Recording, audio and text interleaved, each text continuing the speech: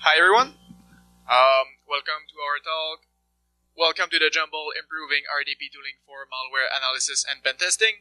We're going to talk about a tool we built to leverage the power of being in the middle of a remote desktop protocol connection.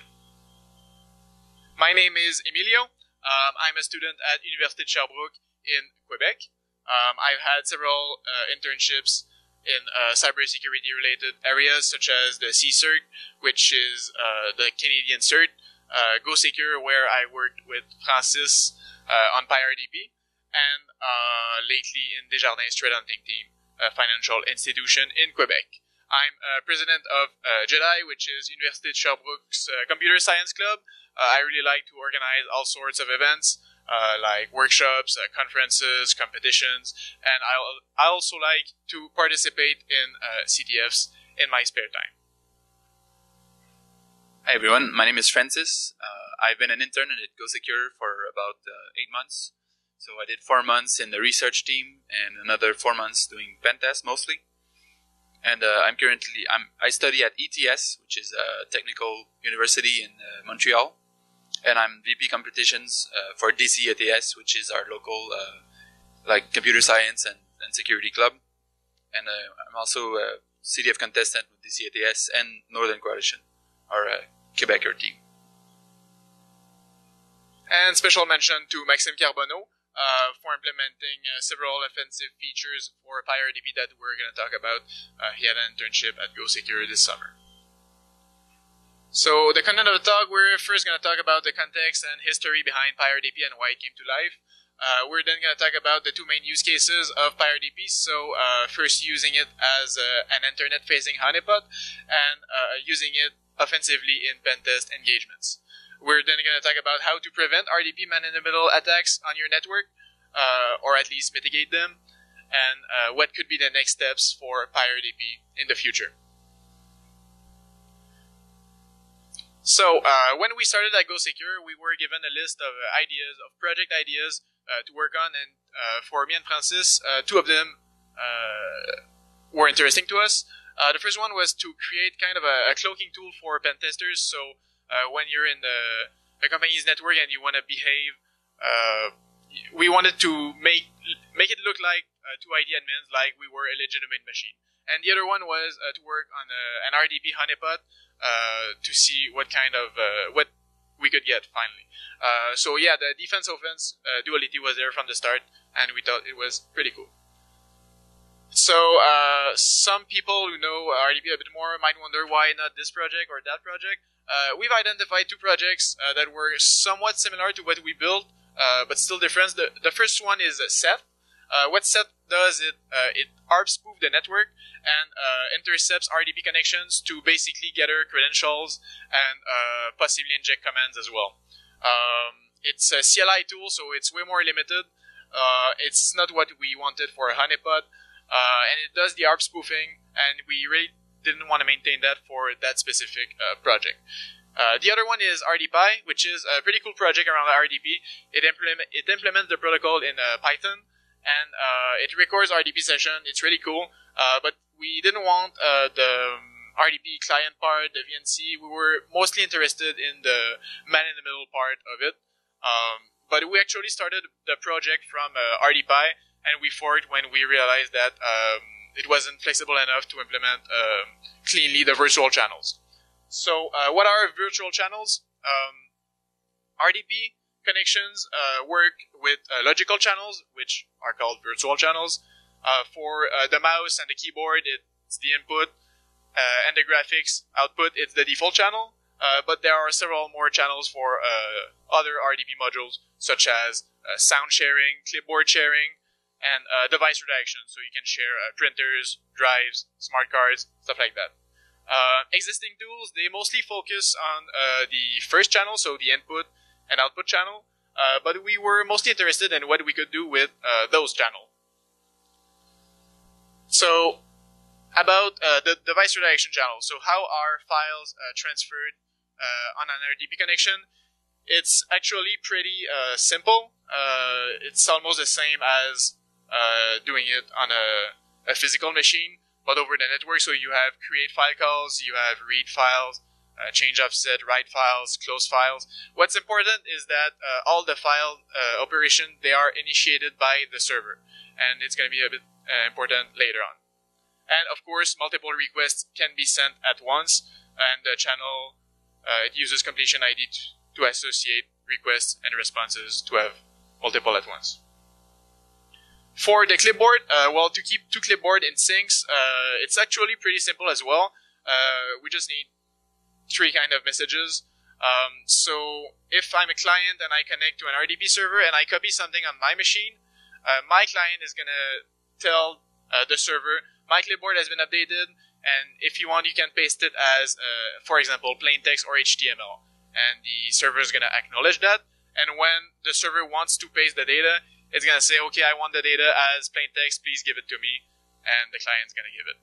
And it works both ways. So from the server to the client, it's the same process.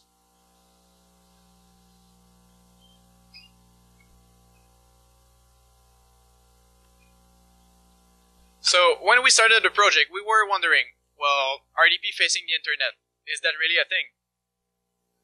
And yeah, it turns out, yes, it is. According to Shodan, there are more than 5 million IPs with the RDP port open. And fun fact, when I looked, I gave this presentation at NordSec in May.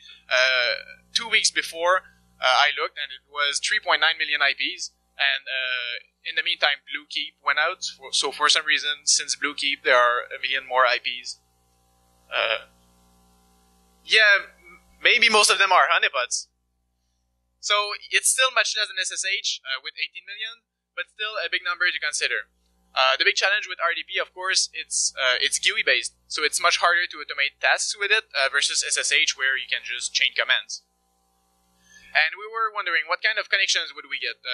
Would there be credentials brute force? Would there be manual connection at all? Would they all be automatic? Would there be only service scans? And what kind of volume can we expect? Would there be 2 connections per day? 200, 2000? With those questions in mind, we implemented features for that specific use case. One of the features we implemented was to allow for any credentials to work. So since we're in the middle of the connections, we can change that. And so whenever a client connects, we can simply change the bad usernames to valid ones. So the client is connected and doesn't need to brute force.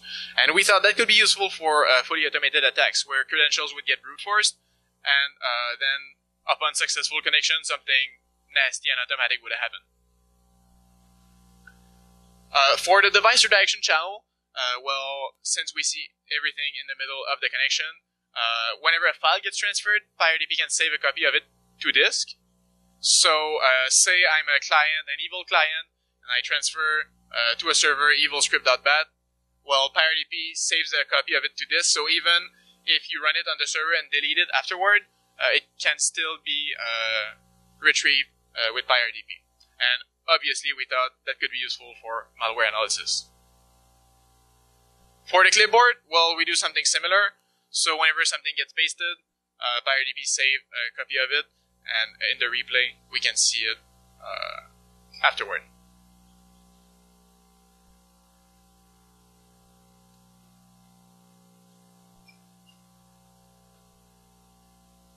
And recently, of course, with Bluekeep, we added log statements to build stats around Bluekeep exploits attempt. It's a pretty simple thing, so whenever the Bluekeep channel gets open, we log it and we can build stats around it. So, of course, lately we've seen mostly Bluekeep exploits attempts, or at least scans on the internet. And we also log metrics about connections, so connection duration, the ratio of input-output packets. So for automatic connections or simply service scans, the input packets are pretty rare. So if you have a lot of input packets, it can mean a manual connection with someone actually interacting with the RDP honeypot.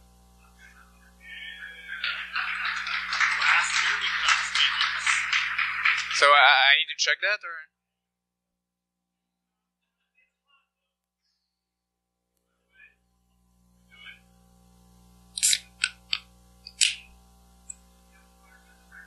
I actually had a pretty rough night with the party yesterday. I'm not. It is.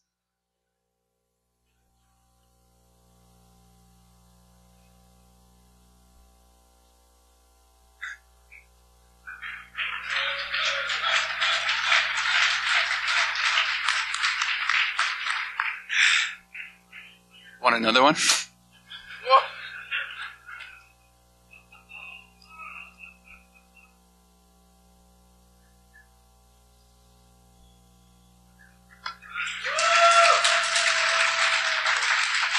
Alright. But yeah, Francis drank his fair share last night, so please respect him. He's not going to drink. Where was I? So yeah, those help identify potentially interesting connections and build statistics. So even before we had all those features implemented, we wanted to test PyRDP as soon as possible. So when we had a working version of it, we exposed it on the internet to see how it would behave against wild inputs. Our setup was pretty simple. So we had an Ubuntu VM running PyRDP that would redirect the traffic to Windows Server 2008 virtual machine with RDP enabled, but only accessible by PyRDP. So all the RDP connections that went to the Windows machine would be monitored by PyRDP. So I have a little bit of data to share. This is for about a week of data. On the left, this is the number of TCP connections per day. So at its peak, it's about a bit more than 1,000, which can seem like a lot. But I need to add that we had an entire /24 subnet redirecting to our Ubuntu VM.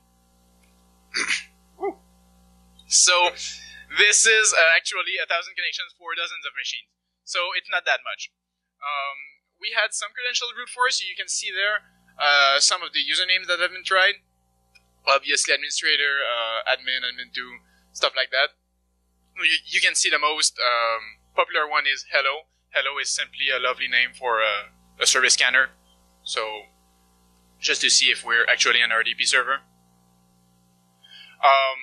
When you connect in using RDP, you send your client computer name to the server. So we can also build stats around that. We can see people using our desktop, and some lead hackers using Kali. And you might wonder what this A user is about. It's Morto. Morto is an old RDP worm with also a weird screen size. You can see there 10 by 107. Actually, Morto doesn't respect the RDP protocol, so we weren't able to complete the connection sequence with it. And the RDP client, the RDP server on Windows is way more loose in allowing non-standard RDP to work. So that could change in the future, and we could analyze it, but we need to tackle this problem separately. Perhaps the most interesting type of connections we got was a connection where someone would connect, wait for about 5 seconds, press L-shift 5 times, triggering the sticky keys executable, and then disconnect. And we found out that this is actually an open source tool on GitHub called Sticky Key Slayer that scans the internet for a specific type of backdoor where someone would replace the sticky keys executable with CMD, giving an unauthenticated shell, basically. So we thought, well, if someone scans for those things, if we compromise ourselves, maybe someone will come back. So this is exactly what we did. We implemented the backdoor, and we waited. And several days later, our VM creds had been changed, so we'd been compromised. And we were all excited about that, so we come looking for the replay, and we didn't find it. And this was caused by a bug in PyRDP that obviously we fixed by now. But fortunately for us, we had PCAPs, and PyRDP still logged the TLS master secrets. So we had everything we needed to decrypt the connection. So using PyRDP's functions, we rebuilt a replay from the PCAP, and I'm going to show you what the interesting connections were.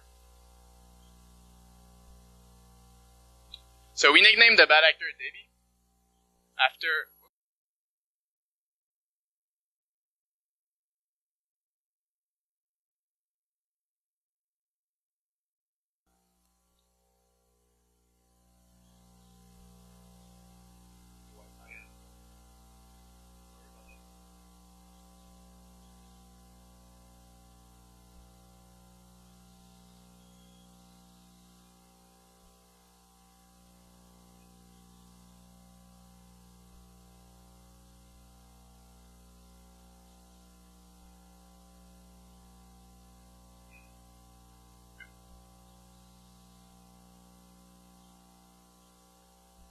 So we named the bad actor Debbie because PyRDP logs different connections with a friendly name, and for this one it was Debbie.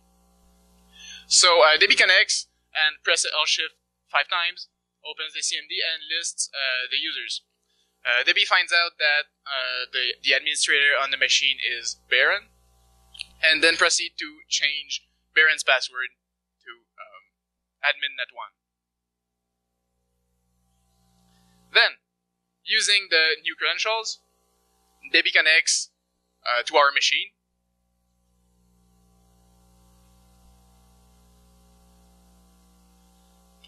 And looks for some basic information on the computer. This is what's interesting for the first connection. The second connection, which came right after, about a minute after.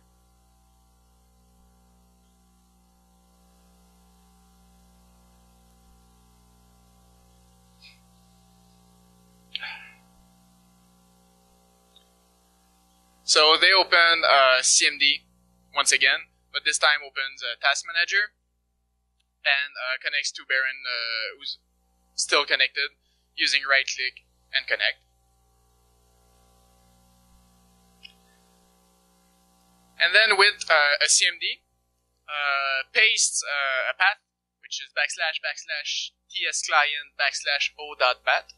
And // tsclient is the path when you share a drive locally for the RDP connection. So Debbie shared its drive and transferred o.bat to the machine and executed it. So PyRDP obviously saved a copy of the file to disk, so we could review it and see what it was. That file transferred 2 other files, and it was a crypto miner and LimeRat, which is an open source rat on GitHub. And so this obviously was the last RDP connection from Debbie. After that, they used their rat. What's interesting is that they deleted o.bat, so without PyRDP, we wouldn't have a copy of the file.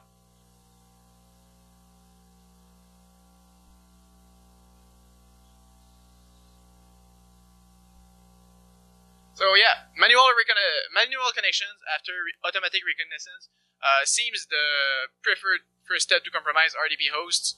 I'm putting aside obviously the new exploits, Bluekeep and such, and we've seen it used in the wild. I've linked 2 articles. The first one describes a wave of ransomware attacks where credentials would get brute forced automatically, and then someone would manually connect later and quote unquote cleanly infect a machine with a ransomware by deleting backups and stuff. And the second article is David Kennedy from Trusted Tech, who built an RDP honeypot, and it's a 3-part blog post. I recommend you read them. It's really interesting.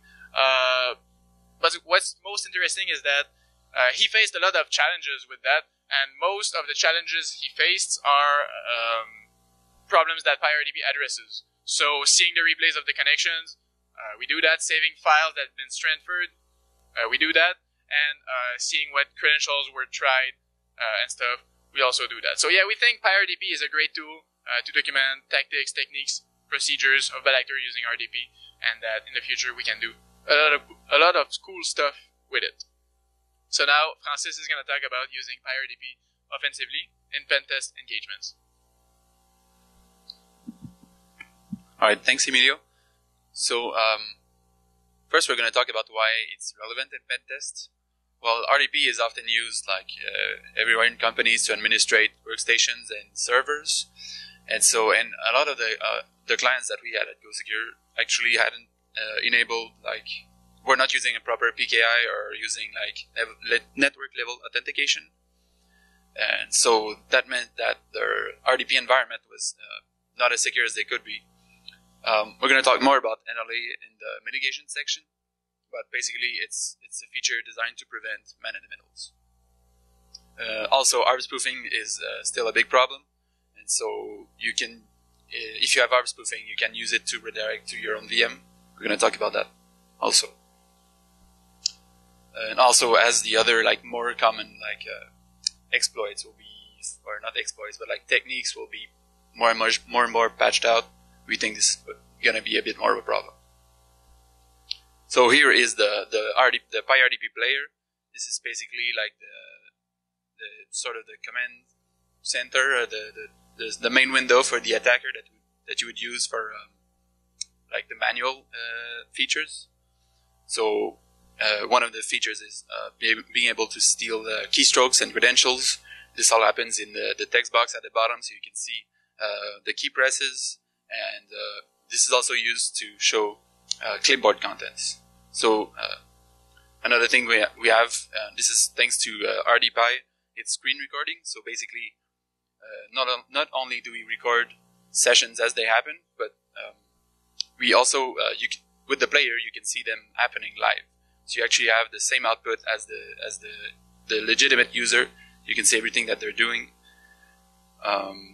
and you can use this to keep traces of like what you've done to management. As you know, if they accuse you of something wrong, you can just say like, here's the proof that I didn't do this.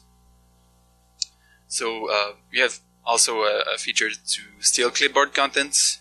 So the way this works is, since we're in the middle, well, like Emilio said, the server is going to receive messages that say that the clipboard contents have changed. And then what we can do as a fake, as a man in the middle, once we receive a message that says the contents have changed, we can just inject a fake paste request. And so this paste request is sent to the user, and then this comes back to us in the man in the middle, and we see the contents, but we never actually send the response back to the server. We also have a sort of little file browser in the bottom left of the screen. And basically, like Emilio said, all the file operations are initiated by the server. This means that as a man in the middle, we can just inject fake requests to read and write files to the client.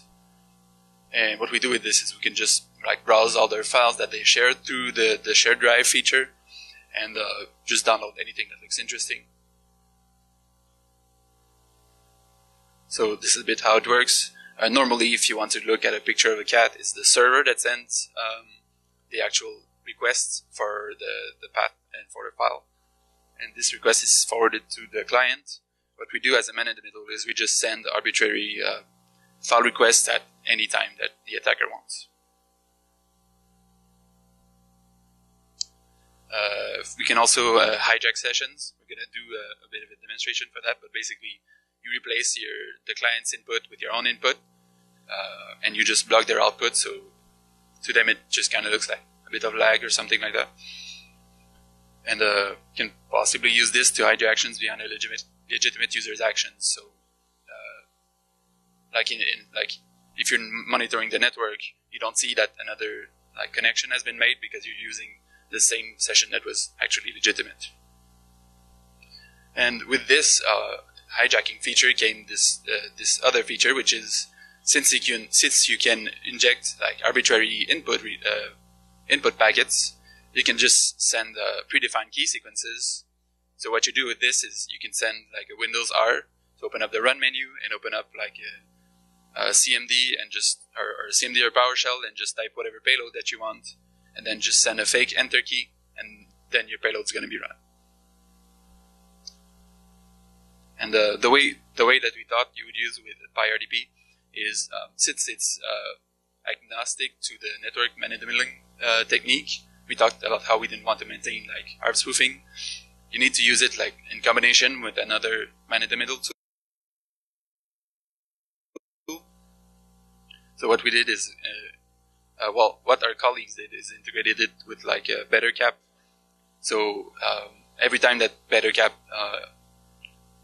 intercepts a connection, it's gonna launch a new PyRDP instance, and it's gonna redirect the user to the proper destination that they expect. And finally, another use case that you can use is you can redirect the connection to your own virtual machine. So obviously in this situation you don't care about the server, but you can still use it to compromise the client. So for example, you can still steal credentials, you can still read the drives that they shared, because if they're sharing any, you can still steal clipboard contents.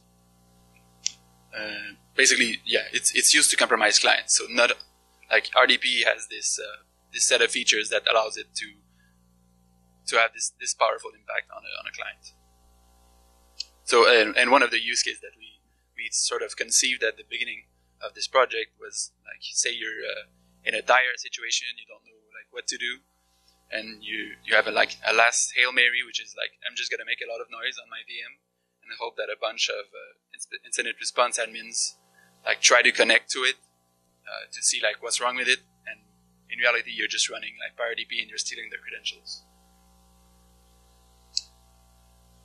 And another couple of features was now you can actually see the credentials that were used on the command line if like RDP-DR is enabled because of details. You can also download the entire folders. You don't have to go through every folder and download every single file. And we have now also an automatic shared drive crawler. So basically, when you share your drive, this crawler is going to look at every folder that's used in this drive, and it's going to match a pattern to try to find like interesting files, and it will download them to the attacker's machine. So now we're going to do a demo of everything that I talked about. So let me just power this up. So what I have,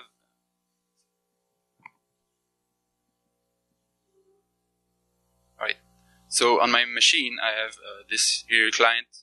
This is going to be my fake RDP client, and attacker is my attacker machine. So on my client, I actually have a couple of files. You're going to see the crawler is going to download them. So here's a file called password policy, xkcd password generator, and in secret you have password.txt and password, the keypass file. So the crawler is going to download all these files when a connection is made. So and you can see right now the only thing I have in my attacker machine is PyRDP and a file that basically describes what you want to crawl. So this file just looks like this. You just use like a pattern. Alright, pretty simple. It's going to download all the files that have password in their name. So I'm going to launch the player. Launch the actual man in the middle. It's not going to do like man in the middle here. It's just a demo. Basically, so we set our target here. We set the player IP, and to use the crawler, you have to use this -- crawl and pass it the text file that I just showed you. So launch that. Then I'm going to connect using, right now I'm using FreeRDP to connect because I'm on Linux. And I just want to mention, at the top here, I'm sharing the drive that is called Home User Demo Client.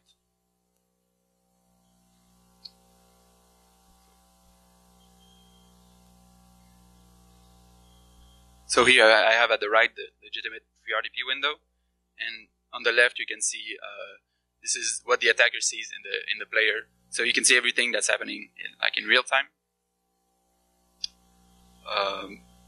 So you might have noticed at the bottom, as I'm typing stuff, say like open Notepad, there's just text at the bottom. This is all like I said, the text box at the bottom just like shows every single key press, and at the top here, you're gonna see a log of the credentials that I used to connect. So here it's IE user and password is password. The text box, as I mentioned, is also used to steal clipboard contents. And what's interesting with that is you don't have to actually paste the data. And as long as you copy it, a message is going to be sent to the server that the contents have changed, and we can still steal the contents. So if I open for example, the key pass here, and now I'm just going to do a Control-C to copy the password, and we will see the password in the text box. So I just Control-C, go look at this, and you can see, now I can see the clipboard data, which is my password that I copied from KeyPass. And I didn't paste it anywhere.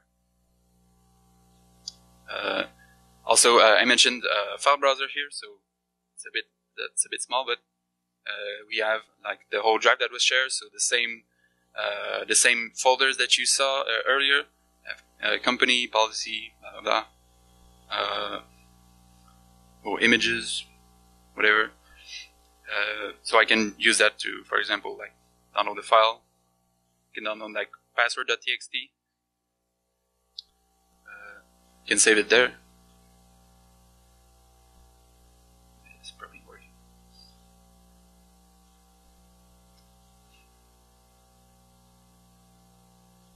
Alright. It's not saving. Okay.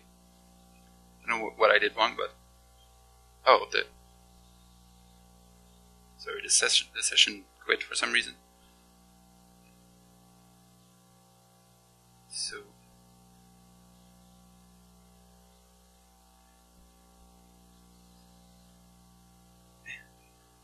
Alright, I guess we're just gonna move to another feature. But, okay, now, so we're gonna look at how the files are saved when you transfer a file on the server. So, for example, now, if I look at a file on my client here, if I just want to look at this image, alright, well, of course, the server has to pull that image from the client's drive. And so PowerDP sees these requests, and it's going to save the file in the output folder. If I go here in files, I'm going to have this smiley face here, which was just downloaded. And this is the same file that was used on the client. If I just open it up. The reason why it's called weird, like Brittany Mitchell, like that was not the original file name, but what we do is we basically give the file a unique name every time. It's useful for honeypots because, like, say you have a bunch of like malware that all use like services.exe. We don't want all these services.exe to overwrite each other, so we just give them unique names, and we have a mapping here that says like, okay, this file means like it has this hash and it came from like images smiley.gif. Right. So now I mentioned you can take control of a session. So if I click this on the attacker, I can just do anything now. Like my own mouse inputs are sent and my keyboard inputs are sent. And so I can open this up. And as you can see on the right, you're not seeing anything on the RDP window because we're just blocking the output that is going to the client. So while you're doing this, the client sees nothing, essentially. And you can, for example, send the Windows R, open up a CMD or something, look at some interesting stuff. And I can just release control, and now the session's working again. And all this that we just did as an attacker, you can just go look at that.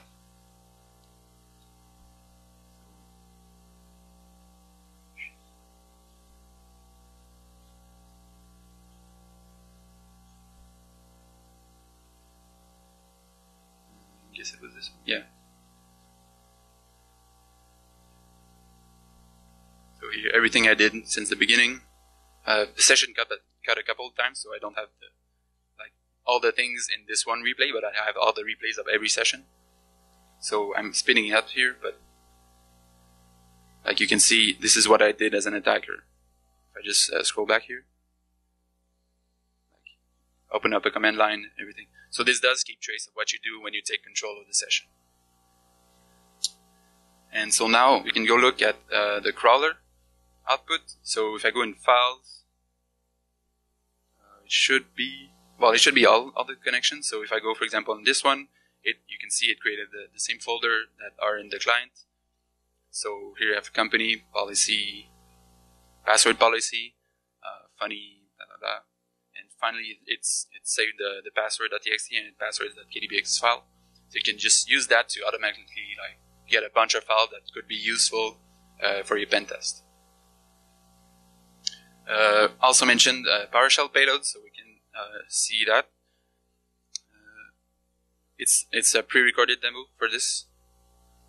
So here I have I may have mentioned that there are 3 parameters to this feature. So basically, you send the payload that you want to run.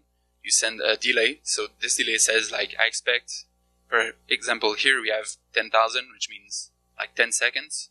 So we expect the user to be logged in within 10 seconds of like actually connecting. Then we say we expect the payload to take 5 seconds to run. So what it's going to do is block the input-output from the client starting from 10 seconds, and it's going to do that for 5 seconds while the payload runs in the background. So here's an example.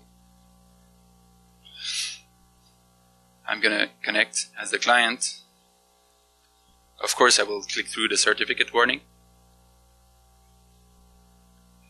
and log in, pretend to do some work, and then at some point the input-output is going to be blocked.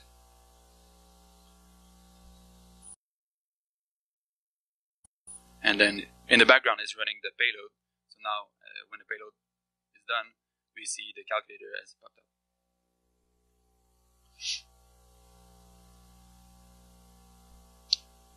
So that was for a demo. Now we're going to talk a bit more about how you can mitigate these kinds of RDP man-in-the-middle attacks on your network.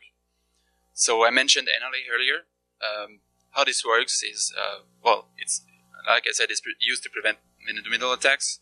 It uses CredSSP over TLS to choose between like either Kerberos or NTLM. And so first you do a TLS handshake, then you establish an encryption key depending on what kind of authentication you're using.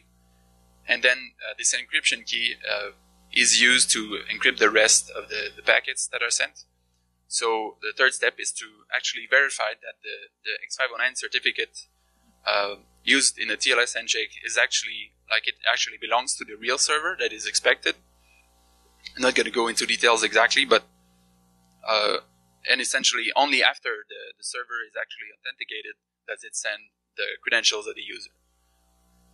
So you can see how this can prevent man-in-the-middle attacks, because obviously you don't have the real private key of the real server, so you can't decrypt that, so you can't fake any of these steps. And how do you actually activate that? Well, there's in the system properties, where the place where you enabled RDP, there's just a checkbox on the bottom that says allow connections only from computers running remote desktop with network level authentication. And so if you use this, it enforces RDP, but it enforces NLA, but only on the server side. And this is by default, this is checked in the more recent Windows version, so Windows 8 and the following. However, we found like many companies that still had that didn't enforce NLA because for some reason, like either they unchecked the box or they maybe the original configuration stayed over the years. And so you can, but to enable it on every client or on every server, you can just use a GPO to check this on every client and on every server and make sure that every server uses NLA. There's also a trick that we think you can use to enforce NLA on the actual clients. And so there was a feature called restricted admin mode that was introduced. So what this does is it allows you to authenticate without actually sending your password in clear text. And for this to work with RDP, it has to use NLA.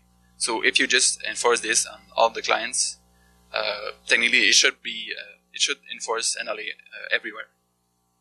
So if you combine this with the GPO for enforcing RDP, enforcing NLA on servers, you should technically be protected. Another possible thought would be to mitigate R spoofing. Obviously, it's not that simple because it's a complex protocol when I think it's broken. But you can still use like some non-perfect solutions to just at least like mitigate a part of the damage. Like if only you're catching 20%, that's at least better than catching like 0%. But obviously it's a hard problem. There's no perfect solution.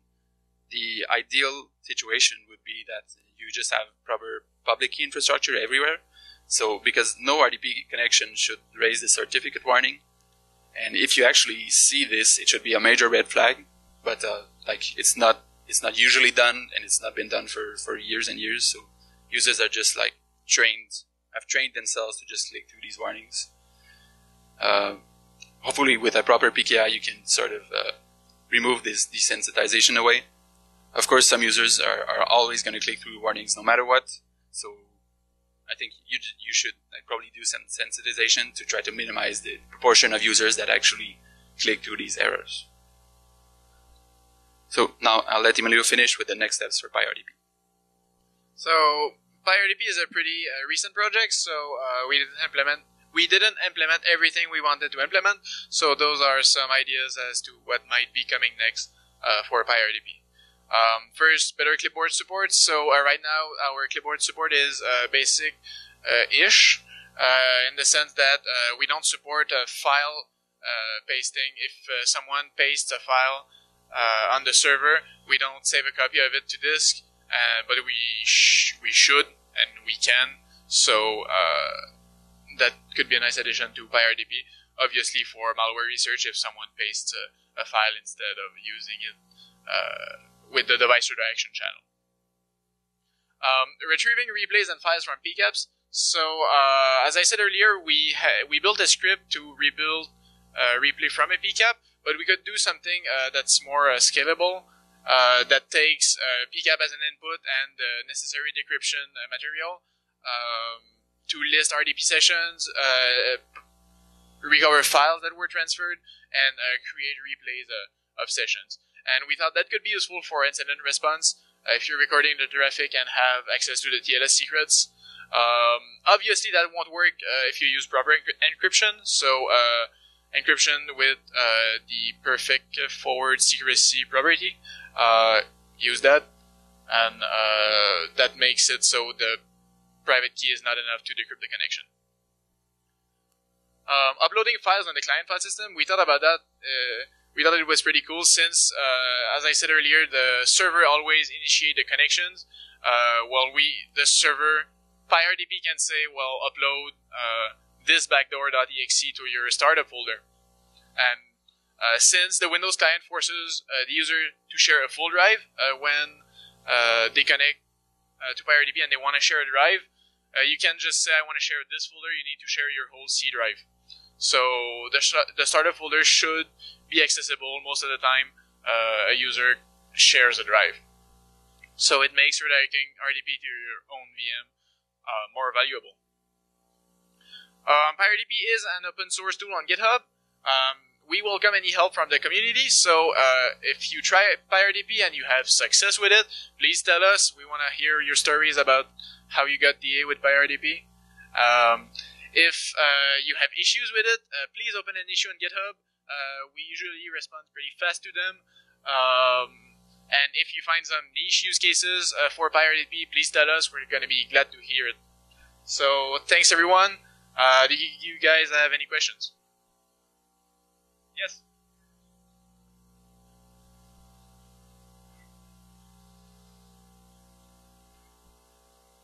It does, like... sorry, so the question was, when you take control of a session, does the user session basically freeze? Right. It does like freeze the session, so they can send input and like cancel what you're doing. I think this is obviously not something that you would use like on every session, because obviously it's very obvious if you're doing that and you're doing work for like 5 minutes. I think it's mostly like you can use it if someone appears to be idle and run a quick payload. So what you can do is type. There's also in the menu you can select some text to paste, and it will just like paste it like really fast to the session. So you could like run a command line and just paste the command that you want. And so that will be a good way to use it really quickly. But it does freeze the sessions. Yes.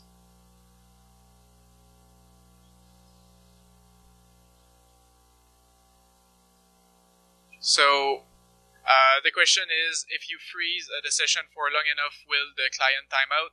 The answer is no. So we still respond to the packets. We just block the graphical output and we block the input to the server. So no, it doesn't time out. You want to add something? So like basically there's no confirmation that the inputs that you're sending from the client are actually received by the server. So RDP is just a single for like all the input, and the client doesn't know that it's not actually going through. So it just plays along like dummy and doesn't never figures it out.